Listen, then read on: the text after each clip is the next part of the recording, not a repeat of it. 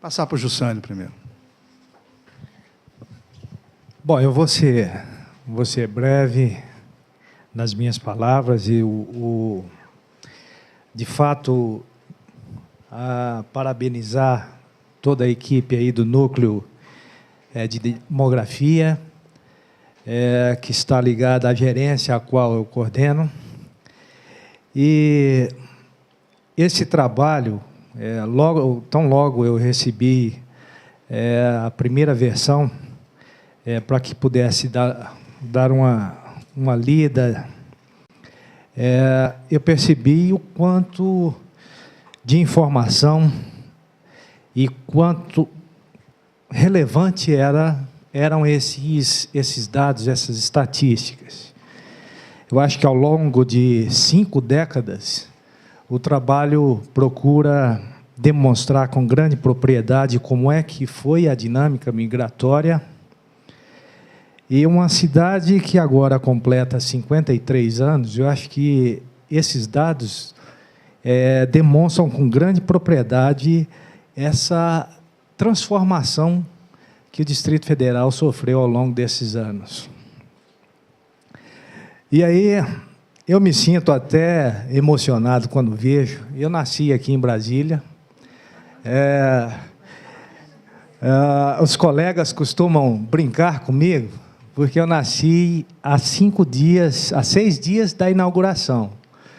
Então, lá na CEDEST, tinha um colega que costumava dizer: como é que você foi registrado como Brasília, né? Mas, de fato, houve um decreto que para todos os nascidos até uma data anterior à inauguração, passaram a ser registrados como naturais de Brasília DF. Então, eu me sinto brasiliense, me sinto goiano, né? E vendo Brasília tem essa característica. Eu acho que quando a gente examina, seja as informações, os indicadores econômicos, as mudanças, as transformações que a economia passou ao longo desses anos, e também refletida por sua demografia. E interessante é procurar analisar causas e efeitos, né? A questão migratória, o que, desde o início, o fator preponderante, que foi a transferência da capital, dos servidores, aí teve o peso da construção civil, na construção de toda a estrutura do complexo administrativo, mas ao longo dos anos, ao longo dessas décadas, uma série de fatores também tiveram muita correlação com essa movimentação demográfica. E, para entender isso, a gente tem que estudar, tem que compreender como é que se comportou a questão econômica, a questão do perfil da população do nosso país, porque a gente viu que tem movimento. Brasília polariza muito, como foi dito pela Mirna, a região Nordeste teve essa questão desse surgimento tão forte da área metropolitana, esses municípios que foram adensados, também polarizados por Brasília. E, Mirna, eu acho que, vendo esses dados, essas mudanças históricas, eu fiquei curioso para que a gente pudesse também fazer uma caracterização já dos naturais. Levamos 5 décadas para ganhar a condição de maioria, já somos 54%. Agora, como é que esses naturais se caracterizam em termos de escolaridade, em termos de perfil socioeconômico? Acho que é uma boa matéria para a gente trabalhar. E eu passo, então, acho que com isso eu só mais na condição, acho que também ressaltar a importância desses dados. Acho que entender o passado, o presente e projetar o futuro, os dados da demografia se mostram como informações de grande relevância. Então, com isso, eu eu encerro aqui. Acho que o professor Aldo também tem muito a falar. E obrigado aí pela... Bom. Então, o restaurante Roma é mais velho que você. O restaurante Roma foi inaugurado uma semana antes da inauguração oficial de Brasília. Existe até hoje. O professor Aldo Paviani. Bem, rapidamente, as considerações são... Bom, primeiro, repetir o elogio que eu fiz ao ler o trabalho. A equipe conduzida aí por Mirna está de parabéns, todo o grupo que se empenhou em colocar os dados de uma maneira bem legível, não é? Eu acho que essas informações são importantes na medida que a migração está muito ligada ao processo de urbanização, não é? Eu sempre, quando escrevo, digo que um dos componentes importantes da urbanização é a população, sem dúvida nenhuma. Só que, em sequência, teríamos que ver também outros elementos importantes. O Jussânio falou em transformações, mas as transformações são de gerações urbanas para ver as transformações que vão ocorrendo. Na realidade, o que ocorreu aqui muito foi mudança, né? E aí eu acho que é uma coisa que, no trabalho, pode ser aprofundado, verificar onde é que moram os migrantes hoje, né? Qual é a condição deles, porque uma maioria dos migrantes foi expulso do lugar central, não é? As limpezas de favelas eu assisti praticamente todas, porque eu devo dizer que eu sou gaúcho migrante de 69, então eu acompanhei muito a expansão da cidade por essa questão de limpar a cidade da favela, não é? Então, por exemplo, o nosso trabalho, quando até eu falei aqui para o Russo, que o seu trabalho que mostra a migração de 70 foi quando nós implantamos um trabalho que visava a mobilidade urbana no sentido de onde é que as pessoas vão no diário, né, exercer suas atividades.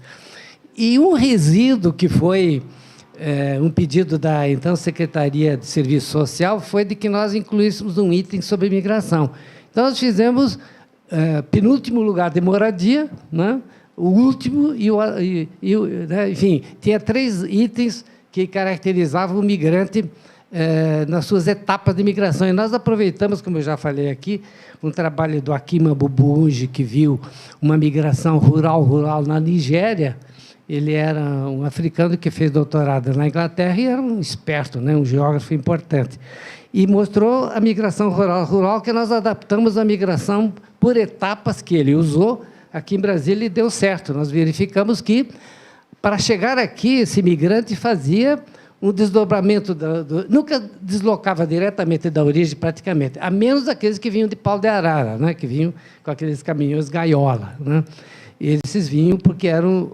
A gente descobriu que, quando isso foi proibido, eles vinham mesmo à noite, entravam por estradas não controladas, e um dia um caminhão desses desceu uma ribanceira, tombou, feriu muita gente em Sobradinho, e a gente descobriu que o migrante entrava mesmo assim, diretamente da origem. Mas a grande parte dos que vinham por decisão própria, por causa da construção civil dos anos 57, 58, 59, e depois da inauguração, eles vinham migrando de cidade pequena para cidade intermediária, etc., de todas as regiões do Brasil, praticamente, menos do Sul, que era menos frequente, Paraná, Santa Catarina e Rio Grande do Sul. Mas mesmo de São Paulo, às vezes, vinham por etapas.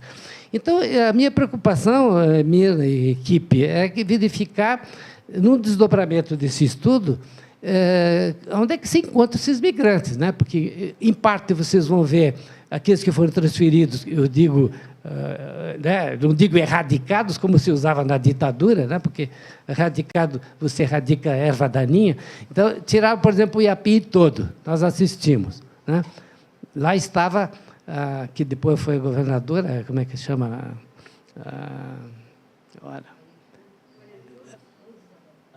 Abadia. Ela tinha uma mesinha lá no Iapi e anotava as pessoas para eles serem transferidos como? Jogavam tudo que era material do velho barraco e montavam lá em Ceilândia. Era um terrão seco, né? Em setembro, nós fizemos essa pesquisa em setembro, outubro, e era assim que eles iam, eram mesmo forçados a sair do Iapi. Era uma favela de mais de 80 mil pessoas, 82, segundo dados até da Codeplan, e que foram pioneiros da cidade. Nós temos fotos dos primeiros barracos colocados contra, né, como eles diziam, pé de pau, colocavam lá o material e iam construindo, até crianças ajudavam a construir. Quer dizer, então, as condições desses migrantes é que precisavam ser mostradas um pouco, né? E depois, numa outra etapa, já nos anos 90, esses migrantes que já não estavam em fundo de lote de Ceilândia, Taguatinga, etc., foram sendo também, vai lá, jogados, você falou, né, que por terrenos que eram oferecidos aí na área metropolitana, os loteamentos, aliás, são prévios, né? Os loteamentos, sobretudo de Lusiana, começaram antes da inauguração do plano piloto. E nos anos 50 já tinha loteamento lá. Então, as pessoas encontraram um meio de ter uma casa própria, vai lá, né? Essa ideologia pegou direitinho e é incentivada hoje com Minha Casa e Minha Vida para que as pessoas tenham onde morar. E, na época, nos anos 60, faltava maior vigor na construção de casas populares, o que fez com que, em 60, 70 e 80, as pessoas... mostra bem a pesquisa, né, que o saldo migratório para essas regiões sempre foi muito intenso. Então, eu acho que, numa segunda etapa, eu verificaria, né, esse elemento do onde mora, né, porque aqui provavelmente é importante dizer, você mora em que lugar e eu sei quem você é, né, porque praticamente os estratos sociais estão colocados no território de uma maneira que a geografia critica, não é? Bom, uma outra coisa que, claro, isso aí é usual, né, por causa das faixas etárias ativas. A faixa etária de 15 a 59 aparece larga, né, 68,6% na sua tabela, só que essa faixa poderia ser desdobrada em 2 ou 3, talvez, para verificar qual delas seria mais predominante. Porque o IBGE usa isso, né? Mas é uma faixa muito larga, pega a população ativa, que até poderia ser de 10 a 59, por causa da PED, né? Mas, enfim, não é culpa de vocês, isso é usual, a gente faz, mas, num outro momento, dá para desdobrar essa faixa de trabalho, dessa faixa etária de 15 a 59, de uma maneira que a gente tenha, talvez, uma predominância aí nos anos 30, né, das pessoas, né? Bom, então, eu acho que é muito importante sempre ter coisas novas, não é? Acredito que já no próximo censo nós vamos ter outras novidades, né? O crescimento maior, sobretudo por causa de Águas Lindas e outras, né, que receberam um grande contingente populacional. Ele passava para ir a Pirenópolis, a gente passava por Águas Lindas, tinha lá, o que, no máximo, 4, 5 mil pessoas. Hoje tem quase 200 mil, quer dizer, profundamente ligadas a Brasília no conjunto em geral, né? Mas ao plano piloto de maneira especial. E eu diria que é uma cidade que merece um estudo nesse aspecto, né? Porque a mobilidade residencial, que eu estudei uma ocasião com Neio Campos e Ricardo Farré, ela foi nos anos 80, ela é muito importante, né? A migração residencial em função desse ajustamento da cidade aos loteamentos realizados, sobretudo, pela doação de lotes de ruris, né? Ele abria uma rua e punha o favelado lá, dava terreno, essa coisa toda, de uma maneira, até de uma certa maneira, irresponsável, porque esses locais não são lugar de trabalho. Então, quer dizer, todo o peso que você tem hoje de se deslocar periferia geográfica centro, é devido a esse processo de abertura de locais de moradia sem lugar de trabalhar perto, né? Coisa que o POT teria resolvido. Então, eu acho que esse pupurri de coisas suscita um trabalho bem feito, é fértil a imaginação da gente, olhando isso aqui com mais cuidado. Parabéns a vocês e vamos prosseguir. Agora vamos passar para o Ricardo, representante aqui na Casa Civil. Bom, queria parabenizar a Codeplan, a pesquisadora, né, pela produção do estudo. E eu também, né, passei por esse movimento migratório, vim há alguns anos para Brasília, com fins de estudo. E eu gostaria de dizer que eu fico muito satisfeito, 2 lados meus ficam muito satisfeitos ao ver um estudo desse sendo produzido. O primeiro é como administrador, como gestor público, porque a sistematização de uma quantidade de dados assim, ele permite que a gente tenha um excelente fomento para a tomada de decisões. A gente consegue entender como se dão certas dinâmicas, por que Brasília tem essa característica que ela tem hoje, através desses fluxos migratórios, de todo esse movimento que aconteceu. E isso ajuda a gente na hora de pensar uma política econômica, uma política de integração com o entorno e toda essa questão de socioeconômica de Brasília. E um outro lado meu que também fica muito satisfeito é o meu lado como professor universitário, acadêmico, pesquisador, porque eu gosto muito de ver essa formulação de dados, essa produção de conteúdo que possibilitam que a gente continue sempre avançando no conhecimento e gerando novos conhecimentos e avançando nessa área da pesquisa social e das ciências humanas. Então, sucintamente, depois da bela exposição feita pelo professor e pela pesquisadora, só isso que eu queria dizer e agradecer vocês pelo convite.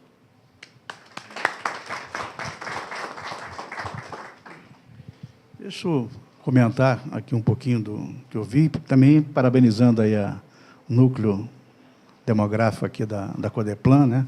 Estava falando para o professor Aldo que, quando eu vejo elas falando sobre demografia, eu me lembro do meu professor de demografia, professor Lira Madeira, que foi meu professor, diretor do IBGE, e foi também meu professor de demografia e de pesquisa de mercado lá na ENSE, no Rio de Janeiro.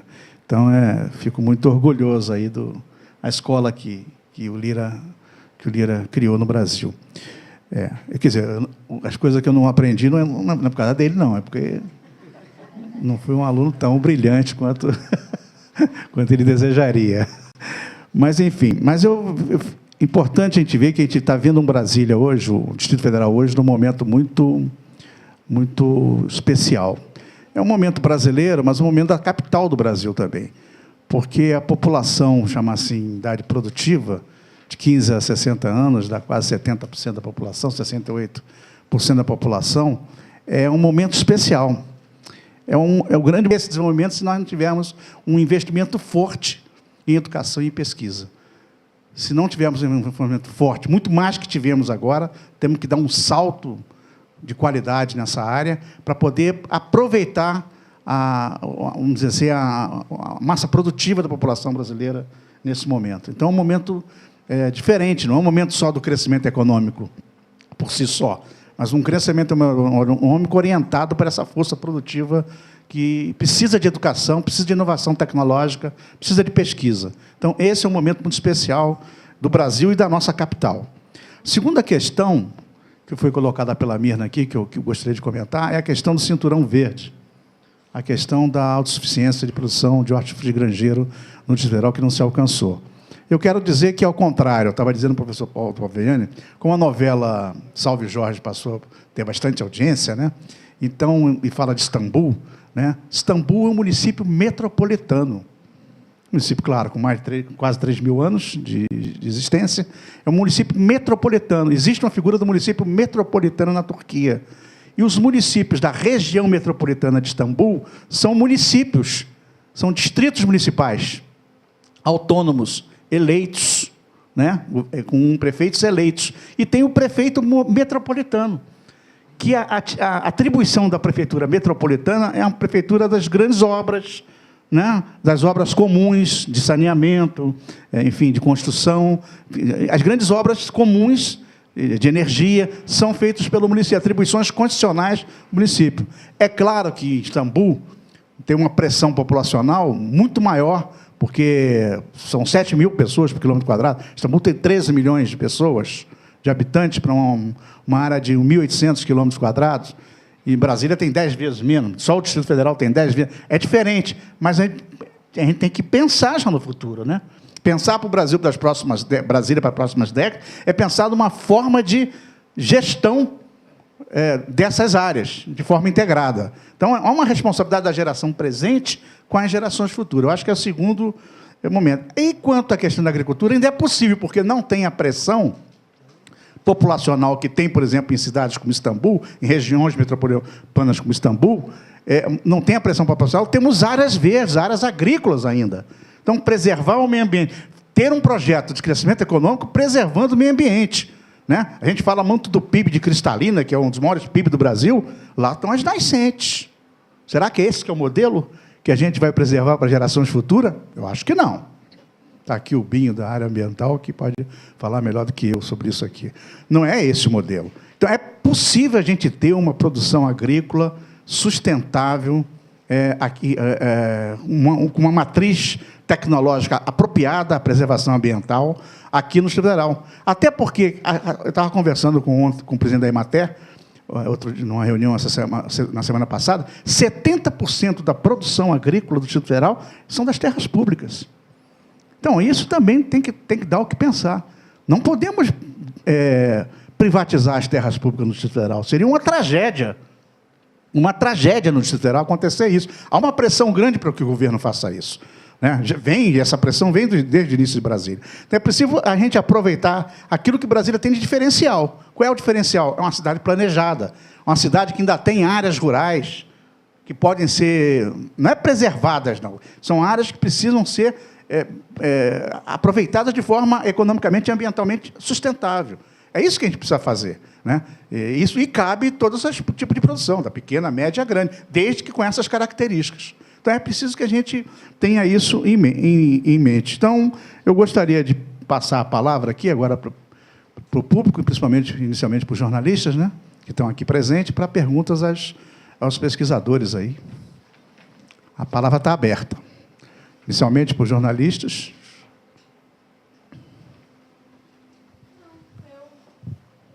Satisfeita.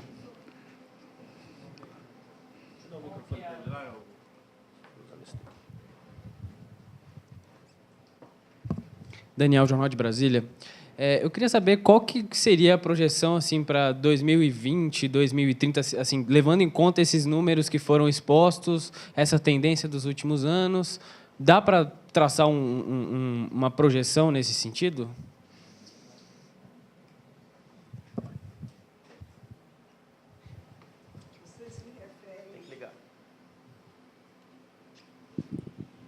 Você se refere à projeção de população? População e perfil... Pois é. Fica meio difícil. A projeção de população, nós estamos programando, aí, junto com o IBGE, para fazer uma projeção para os próximos 30 anos, possivelmente. Agora, nós temos uma projeção de população que foi divulgada anteriormente ao censo, de 2010, só que eu não sei te dizer qual é esse número, mas que, de fato, ela já não condiz com a realidade, uma vez que, divulgados os dados do censo de 2010, a população, obviamente, já não foi a mesma. E quanto essa projeção do que seria daqui para frente, eu colocaria mais o professor Aldo, se ele se sente à vontade aí, ou tem conhecimento para dizer como vai ser isso daqui para frente. Eu realmente eu imagino que Brasília vai continuar ainda crescendo. Eu não sei qual vai ser a tendência da taxa de crescimento, uma vez que as taxas de fecundidade estão se reduzindo, ninguém sabe até onde elas irão. E o que vai continuar atraindo a população para Brasília, se vai ser ainda o setor público, o setor terciário. E, professor, o senhor teria alguma coisa para complementar?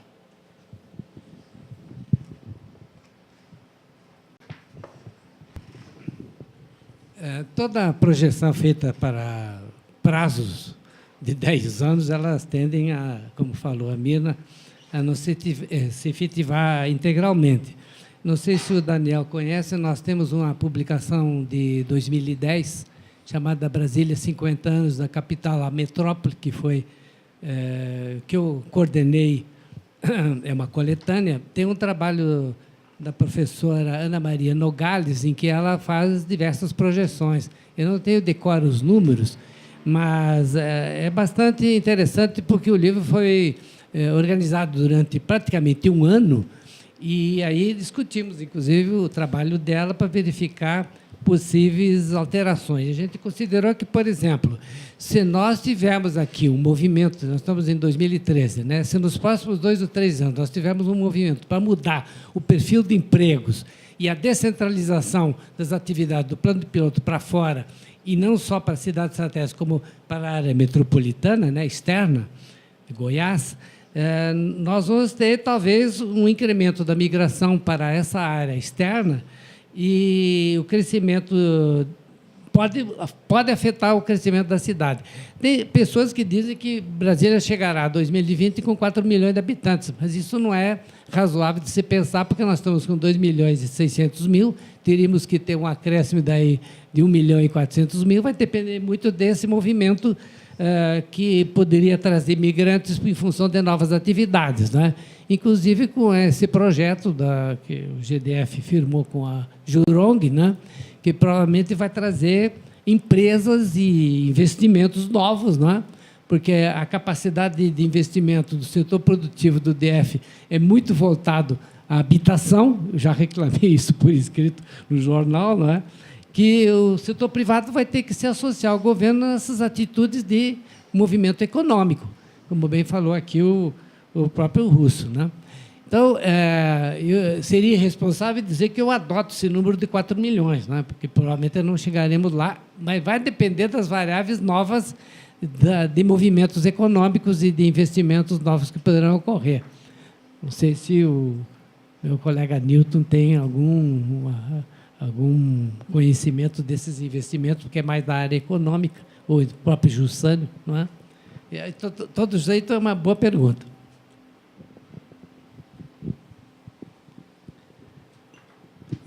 De fato, projetar qual vai ser o crescimento, quanto seremos, num período mais longo, é realmente difícil, porque o que entra aí na questão não são tão somente os fatores naturais de crescimento da população, como taxa de natalidade, mortalidade. Mas estamos passando, eu acho que na fala do Júlio, ele citou aqui a questão das transferências de rendas, as políticas sociais, que deram uma nova dinâmica, vamos dizer assim, um novo contexto econômico para áreas carentes que movimentavam e migravam em função de novos horizontes, de novas perspectivas, e Brasília se colocava nesse horizonte. Mas está em curso uma série de mudanças. Temos a questão da ferrovia Norte-Sul, toda uma estruturação dessa logística que envolve a ferrovia, temos perspectiva de também transformações na questão aeroportuária do próprio Distrito Federal, com o que está sendo chamado de aerotrópolis, né? E todas essas mudanças, seja no contexto de Distrito Federal, seja no contexto de Brasil, elas impactam na hora do cidadão decidir por migrar, ou na questão do estímulo à migração.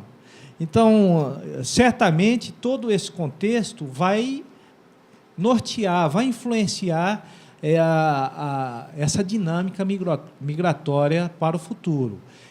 A Mirna citou essa parceria que a Codeplan tem com o IBGE, e já existe, já está em curso aí trabalhos nesse sentido de projetar, de projeções demográficas, que certamente, no atual contexto, envolve uma série de análise social e econômica do nosso país que possam efetivamente subsidiar essas projeções.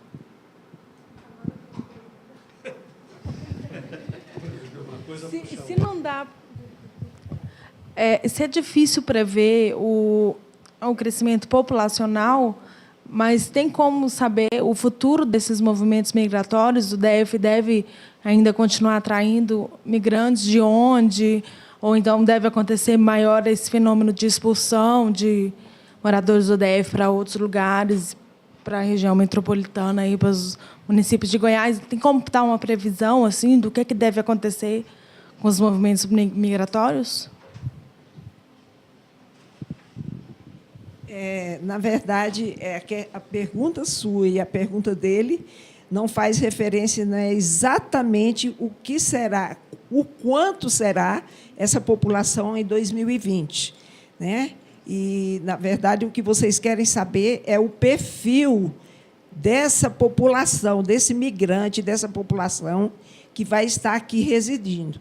Porque fazer uma projeção para 2020, na verdade, se segue uma tendência do que vem acontecendo nos últimos tempos, em relação aos movimentos migratórios, às taxas de fecundidade e às taxas de mortalidade, o comportamento desses elementos para se fazer uma projeção.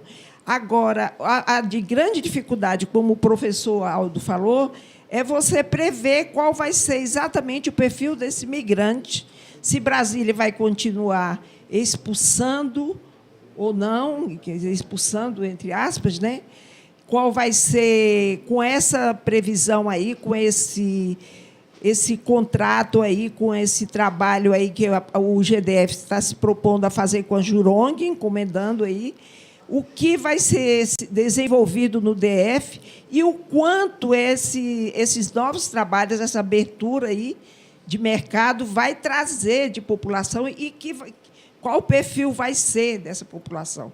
E se as pessoas que aqui moram, se agora com com o projeto Minha Casa Minha Vida, se a tendência é de que, se as pessoas passam a ter uma casa para morar, elas já não têm e têm um emprego em Brasília, elas já não, em princípio, elas já não têm necessidade de mudar para Águas Lindas, de mudar para a cidade ocidental, para a área metropolitana. Né? Então, na verdade, é isso que vocês...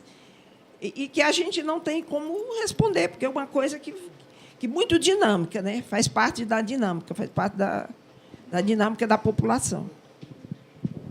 Só destacar que, quando a Mirna fala Jurong, é mais um sentido. É uma consultoria que o governo contratou e tem a ver com a definição de perspectivas, de potencialidades de desenvolvimento econômico. Né? Na medida que você define ou que você projeta potenciais ou nichos de perspectivas de crescimento e desenvolvimento econômico, você pode ter, sim, um fator, e aí, isso numa conformação de outras regiões, porque se permanece diferenciais de crescimento e desenvolvimento regionais no nosso país, certamente atratividades de deslocamento vão acontecer. Pessoas vão estar estimuladas a mudarem, saírem de um local para outro em função daquela outra região estar oferecendo oportunidades ou qualidade de vida melhores. Então, é muito essa questão que ela coloca da Jurong e tal, mas é nessa perspectiva no momento em que oferece uma consultoria,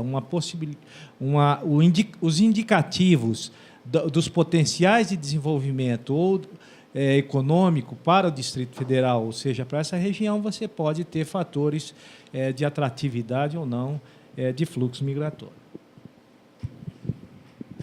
Bom, muito provavelmente, pelos dados aí, como Brasília ainda está num processo de transformação, quanto melhor for Brasília, mais atrativa ela vai ser. Então, não tem jeito. Como a gente está pensando em projetar Brasília para daqui a 50 anos, dependendo do volume de investimentos que nós vamos fazer nos próximos anos, e que deve ser muito, o que vai acontecer? Agora, as obras do PAC vão acelerar aqui em Brasília. Nesse segundo semestre, até o final do governo agora, o início do próximo governo, vai ser um boom de obras. O que acontece? Vai trazer uma atração muito grande para Brasília. Então, devem mudar as taxas de crescimento, de imigração. Né? Isso é uma coisa. Mas, se mantivesse a taxa atual, parece que daria em torno de 4 milhões no ano 2020 a projeção para a área metropolitana. Então, é um indicativo já, um referencial em relação à população. Agora, uma das questões que está levando...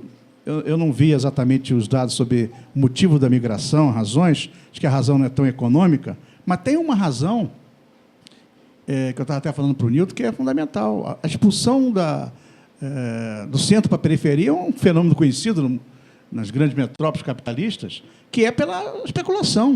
O fator da especulação imobiliária vai expulsando cada vez mais a população, porque não encontra terrenos, não encontra aluguéis para poder pagar, então elas vão acabar indo para a área da periferia, seja do centro para a periferia, aí pega essa área metropolitana. Pode ser que seja uma das razões daí da população, não tanto atrás de emprego, mas atrás de moradia mais barata. É um dos fenômenos que pode estar acontecendo também.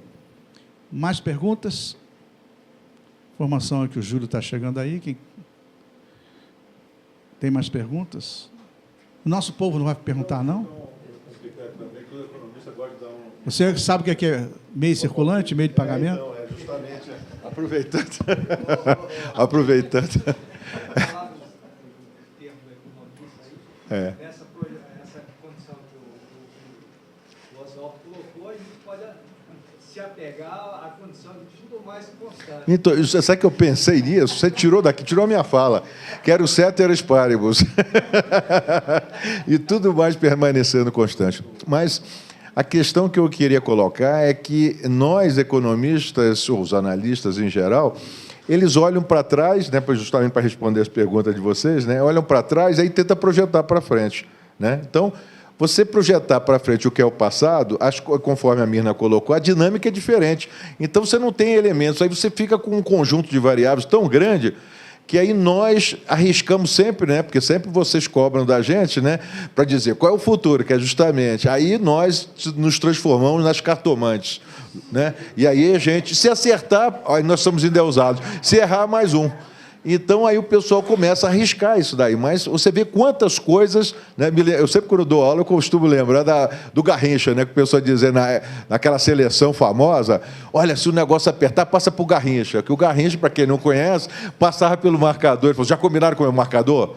Então, justamente, se o marcador deixar, ele passa e vai e cruza. Então, a mesma coisa, se as coisas acontecerem no futuro como a gente imagina, aí é claro que aí nós vamos, né, temos grande chance de acertar. Mas, conforme todo mundo já falou aqui, você imagine quantas coisas podem acontecer com o DF daqui para frente. Então, isso vai influenciar tranquilamente. Então, você tem que fazer vários cenários. Você tem que fazer um cenário otimista, o pessimista e o provável. Aí você trabalhar com várias, né, várias variáveis, que vários fatores que podem dar isso. Aí o pessoal diz assim, fala assim, pô, mas você não me respondeu nada, né? Parece aqui na história do balão, né?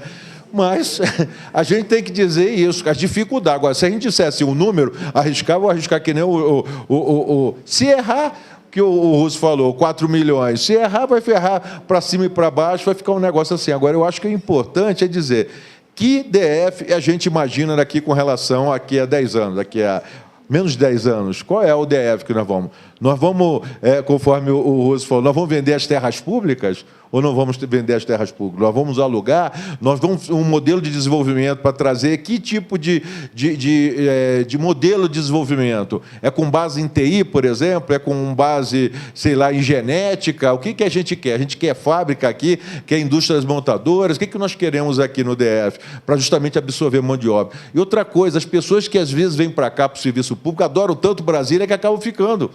Entendeu? Então, é outro fator também, a qualidade de vida que as pessoas, né, acabam se acostumando aqui, também traz um tipo de fixação. Então, você vê como tem coisas aí para a gente colocar nesse como ingrediente, para a gente poder, né, prognosticar com relação ao futuro. Então, eu acho assim, que é bom você ter a qualidade e não ter a quantidade, nesse caso, porque, a não ser que você queira simular ou levantar algumas hipóteses com relação a isso. Nós vamos industrializar o DF ou vamos industrializar na área metropolitana de Brasília? Que é uma coisa que tem sempre colocado, né, professor? Então, eu acho que era essa a contribuição, né? Chovendo no molhado, mas para fazer aqui uma amarração. Acho que o colega Nilton colocou muito bem E eu lembrava aqui para Russo que tem uma coisa que nós devemos pensar como sociedade, não é? Por enquanto, está solto o crescimento como ele é dado pelas diversas variáveis, a imobiliária, enfim, a pressão populacional, etc. Mas eu levantei um dado que me preocupa, que é o seguinte: o DF tem potencialidades? Tem. Quais são as intencionalidades de governo e da sociedade em termos de um dado que a gente praticamente não avalia muito? Nós queremos uma cidade grande, como um certo governador queria e declarou isso, ou queremos uma cidade que é uma capital da República e que, portanto, não pode ser uma metrópole gigantesca, né? O que eu passei a chamar, num recente artigo, que eu estou mandando aí o livro do sexto CPPU, nós não vamos querer uma metápolis, né? Que é a versão francesa da megalópolis, né? Todo mundo conhece a Boston, Washington, né, que é Boston, Washington, que é gigantesca. Nós vamos ter condições de ter uma cidade. Temos muitas APAs aqui, muitas áreas de proteção, mas isso o trator passa por cima, como passou no Noroeste, quer dizer, mais um centro habitacional único, sem muito lugar para trabalhar, apenas para residência da classe média e classe alta.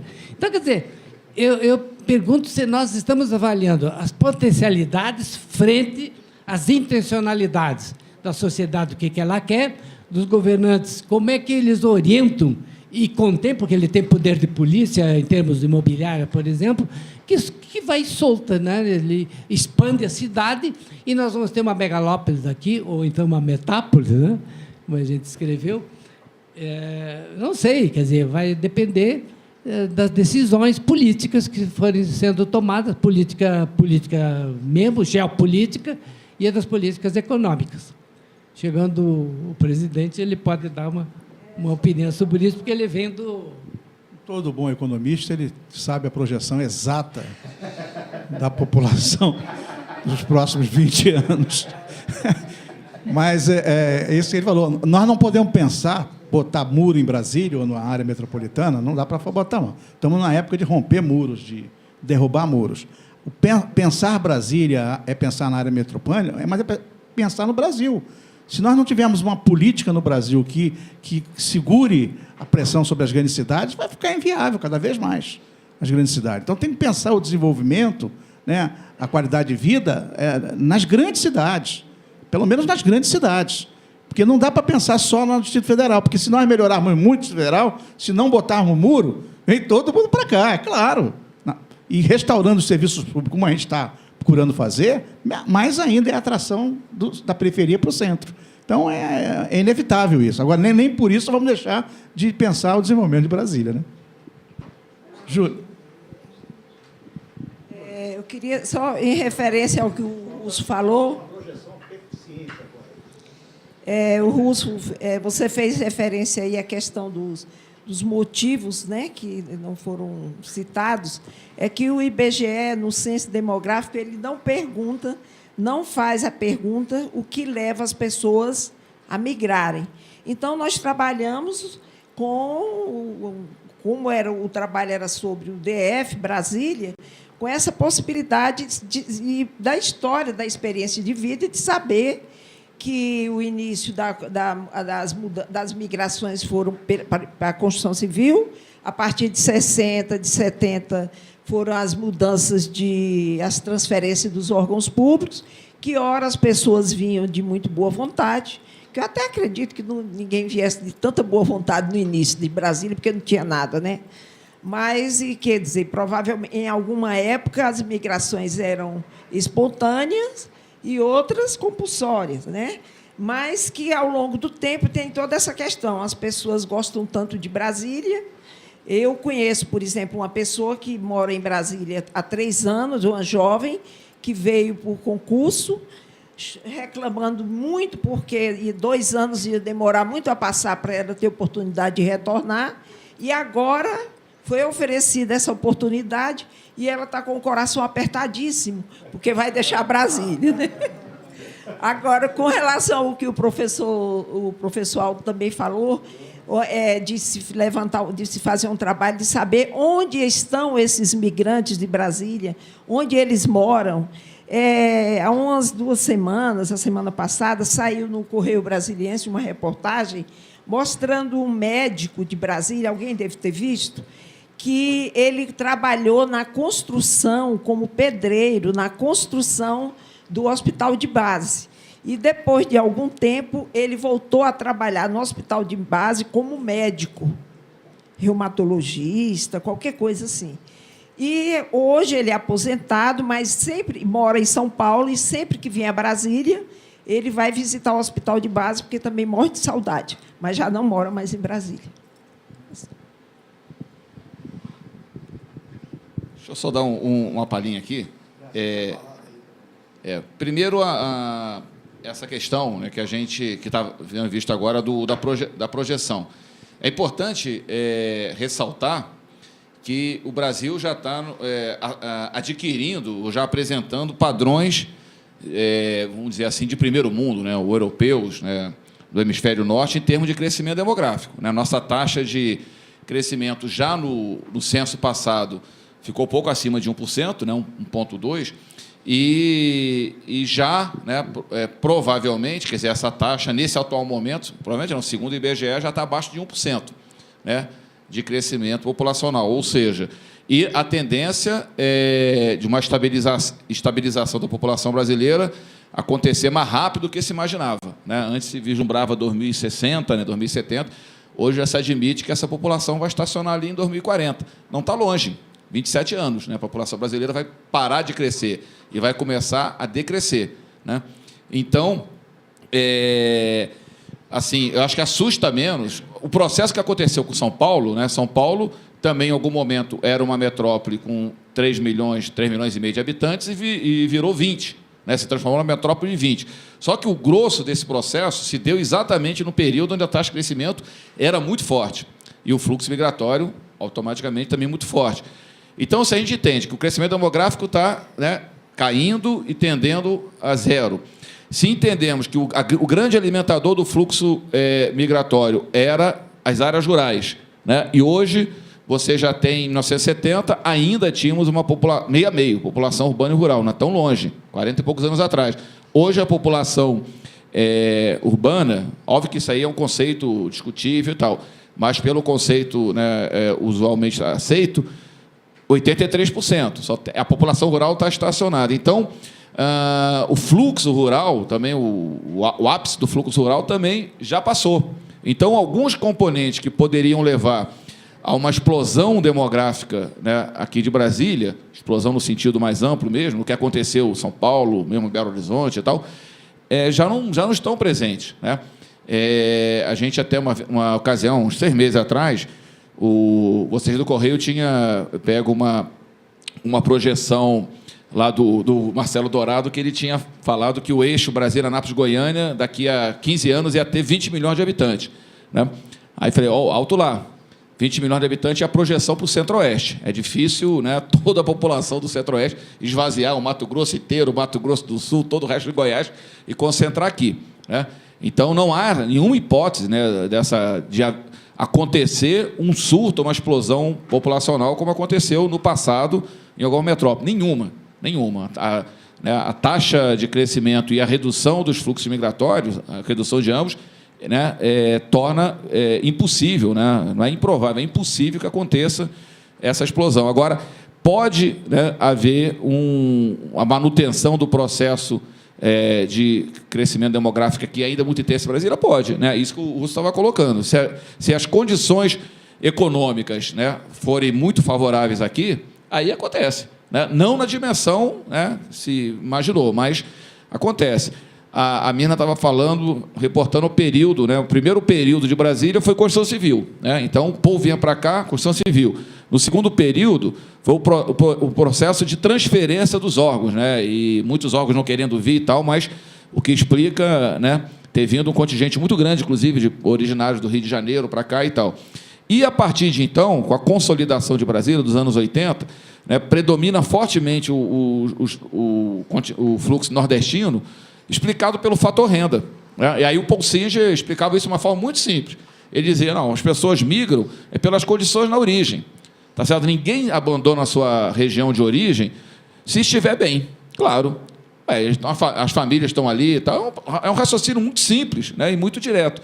Se as pessoas estão vivendo bem no seu local de origem, eles não saem. Os italianos saíram lá da Itália na segunda metade do século XIX, porque as condições eram muito adversas na Itália, né? Um inchaço populacional na área rural muito grande, a mesma motivação que tiveram os ingleses no século XVI, quando foram para os XVII para os Estados Unidos, briga religiosa. Ou seja, sempre tem um problema, né, na origem que vai fazer com que as pessoas migrem. Quem está bem, né, não migra. Então, o que aconteceu, essa redução, tinha dito anteriormente, né, e fica muito claro isso, a redução do fluxo nordestino para cá, e se a gente for ver na página 88, há inclusive um crescimento do fluxo, né, emigratório de Brasília para o Nordeste, é a condição, né, no Nordeste, a condição melhorou. Ah, está maravilha? Não, não está maravilha não, gente. Não está maravilha, mas não precisa estar maravilha. Basta a situação melhorar para as pessoas pensarem duas vezes. Não, eu não vou lá para Brasília, né, porque a coisa que melhorou, eu tenho uma perspectiva aqui, antes não tinha. Né? Então, isso é um elemento fundamental, né, nessa análise. Né? Então, a motivação, né, a gente não sabe, pode até ter dúvida, né, Mirna, em relação ao motivo específico. Agora, normalmente, né, a motivação lá na área que expulsa, né, de emissão, é a condição de vida e, obviamente, elas vão buscar uma alternativa e sempre buscar uma alternativa onde essa condição possa ser melhor. E Brasília ainda, né, é uma atração importante pela renda. Né? As pessoas que vêm... Por isso que a gente... essa matéria que saiu do Correio no domingo, né, que a Dalgisa aborda muito bem isso. Né?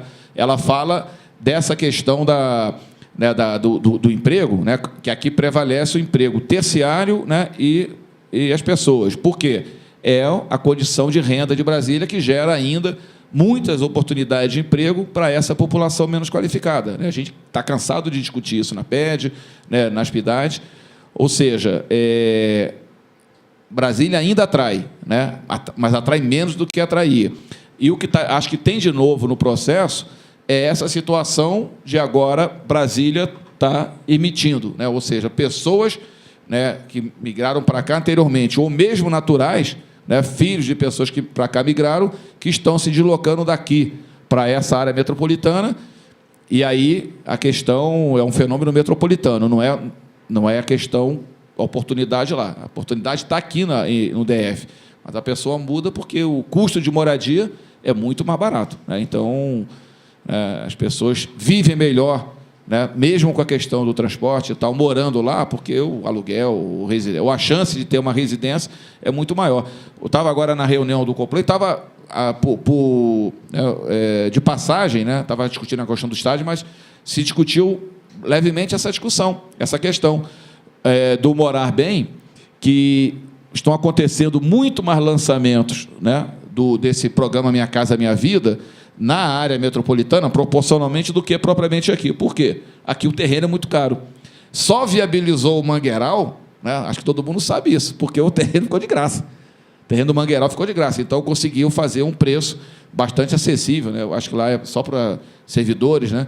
Porque, não sendo assim, se entrar o preço da terra, é muito mais caro o imóvel aqui em Brasília do que nesses municípios. Iraci. Que, embora o censo, a Mirna colocou que o censo não faz essa pergunta, mas a PIDAD faz. E fica muito bem claro que o motivo é trabalho. Se você pegar o chefe da família, então, parece que cerca de 70% e quase 80% veio por motivo de trabalho. E, em segundo lugar, acompanhar parentes, que são justamente os dependentes que vêm junto com os pais nessa empreitada. Em relação à expulsão aí para a área metropolitana, também, como o Júlio colocou, se sabe de antemão que é por motivo do alto custo da habitação aqui no DF. Mas a gente está fazendo essa pesquisa agora na região metropolitana e, em breve, nós vamos ter a confirmação se realmente o que os levou para a área metropolitana é o fator baixo, o valor mais baixo do imóvel. Obrigada.